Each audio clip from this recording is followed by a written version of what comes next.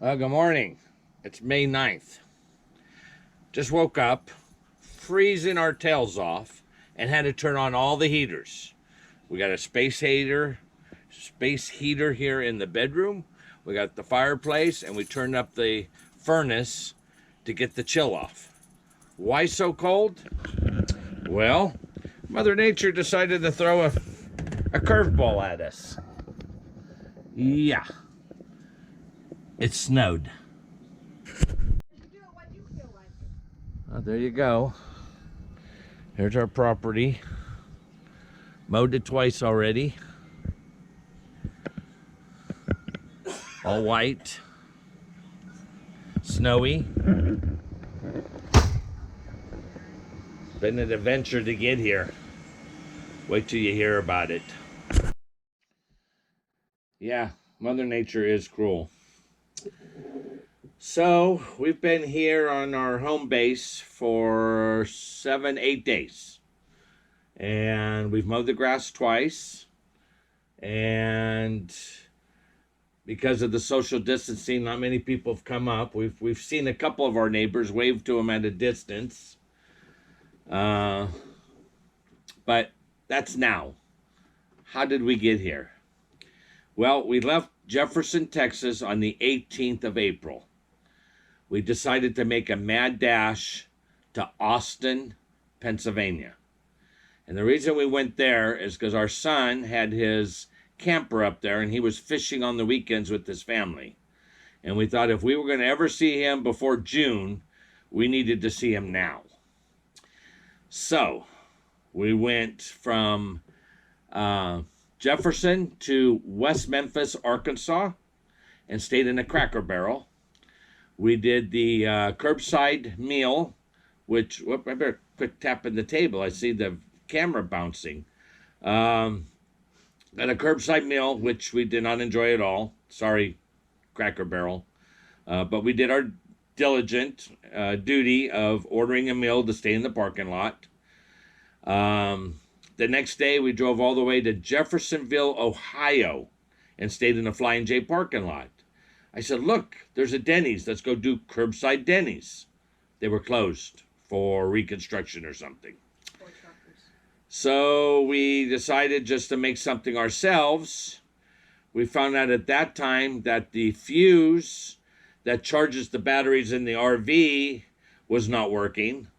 And I didn't have a replacement fuse. It's a funny looking fuse. So I had to start the generator so we can make a meal, top off the batteries. And that evening went uneventful. The next day we went all the way to Austin. So we only spent 3 days, 2 nights on the road from Texas to northern Pennsylvania. Yeah, they were 3 long days. We get there on the 20th. Again, self-distancing. Our son isn't there because it's a Monday. We just kind of hang out, do our own thing. On Friday, we surprised our grandkids because they didn't know we were coming. Spent the weekend with them. And on the 26th, we were going to head back to here, our home base. We made it about 33 miles. And at this point, I'm going to show you the video of what happened. So I'm just going to break it right here and insert that video.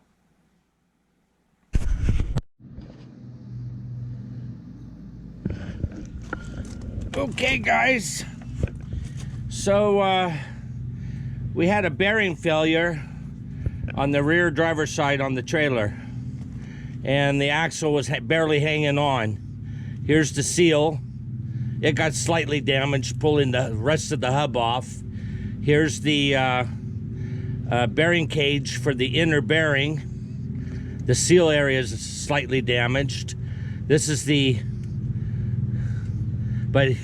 here's the outer bearing, and here's the nut, which won't even come off now because it's been fused to the end of the shaft.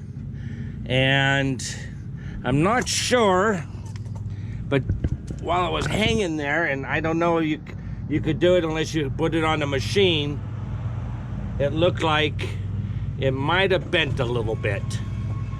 So, don't know what I could say about that. But anyway, because these spindles are not replaceable, as you can see, there's nothing here that I can take off. The whole axle has to be replaced. So I'm gonna start this video with that. They're here now. This happened on Sunday. It's Tuesday morning. We've ordered the new axle. They're gonna take this axle to the shop because the new axle is coming at the correct length, but the saddle, which is the part that supports the spring, the saddle will not be in place, so they need this axle as a template so they can weld the saddle on the new axle when it shows up. Good chance that it's going to be a Lippard axle. It would be my guess, because they ordered it from Rigid Hitches out of Minnesota. So a little bit about where we're at.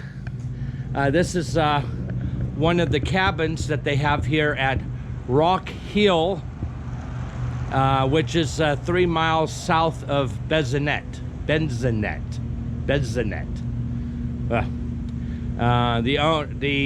Now, how did we get here? The roadside assistance sent us Cunningham tractor and trailer repair. And they were prompt. They were out of St. Mary's. We were in Benzonet.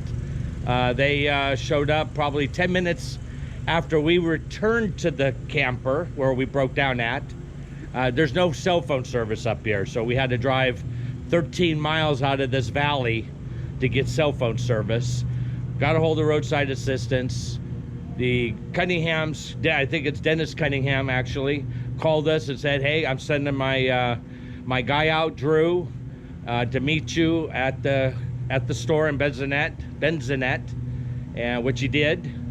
And we took how do you keep an axle from falling on the ground? I wanted to show this. See this block of wood up there? What they did is we jammed the spring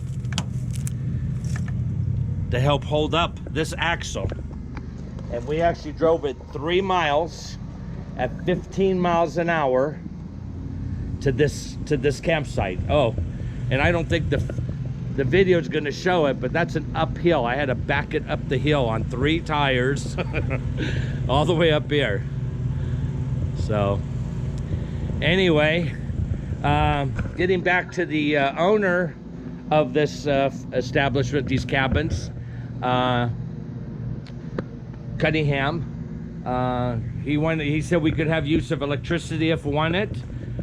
He's got a little 15 amp plug there. He's actually got 2 of them here on the porch. You can see it right about there behind, next to the chair. He said we can have electricity if we wanted it. I said, I think we're okay. I'm running the generator for the high amp stuff, and we're on solar the rest of the day. So we're okay there. This nice little cover here, that's to a jacuzzi, which we have used twice already. It just kind of makes your troubles melt away, believe me. It's about 103 degrees. He keeps it on all the time. So he's ready for his customers, which he just learned from us.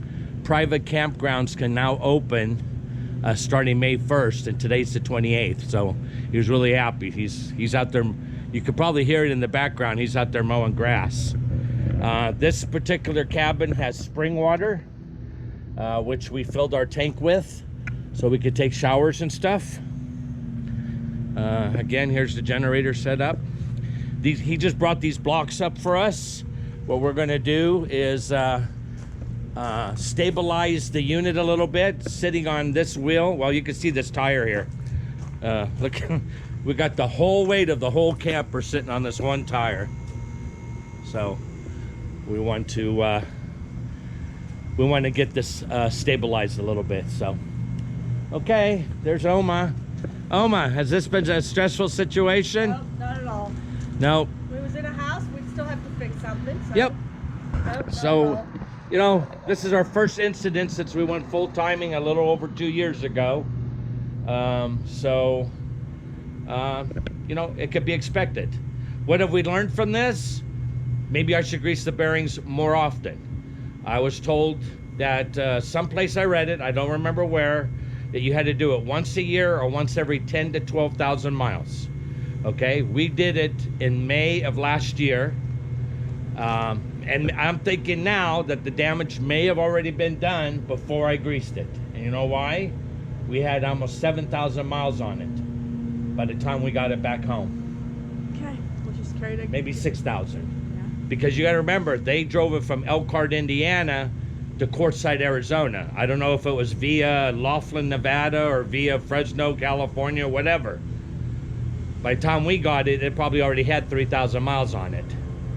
So, yeah.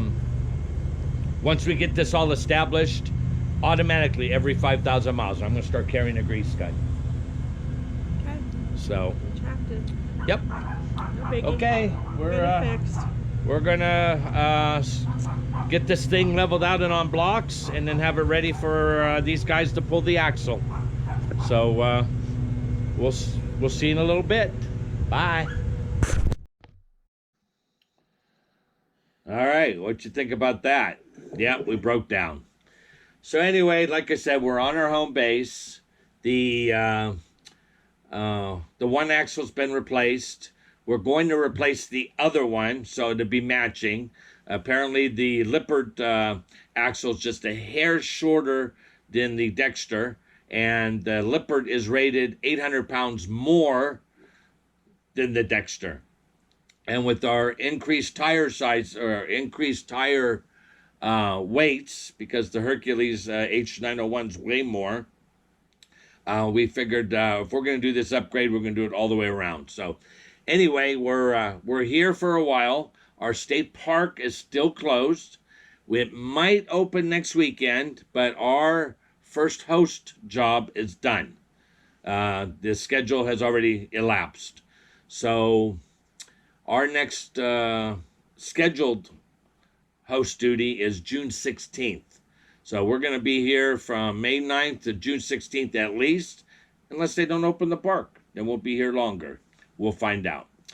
As far as our videos go, maybe there isn't a lot to say. There isn't a lot to do. I mean, all we're going to be doing now is mowing grass. We're picking up the property next door. We're going to do some modifications over there. That's going to keep us a little busy. And hope that the swimming pool opens when the weather gets warmer. Hard to think about swimming when it's 26 degrees outside. Yeah.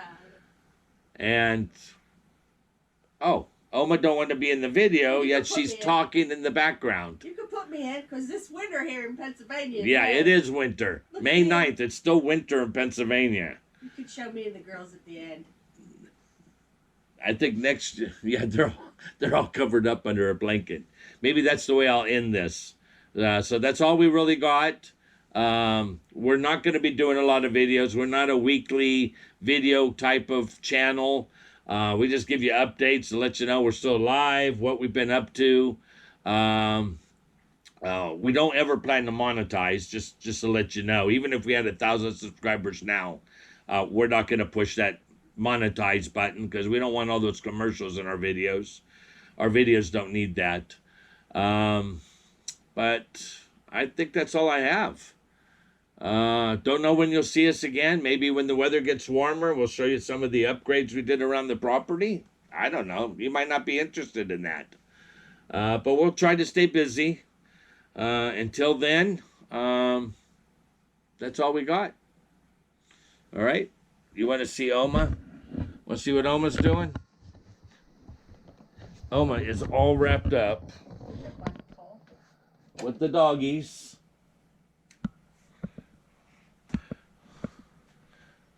Lucy's out like a light.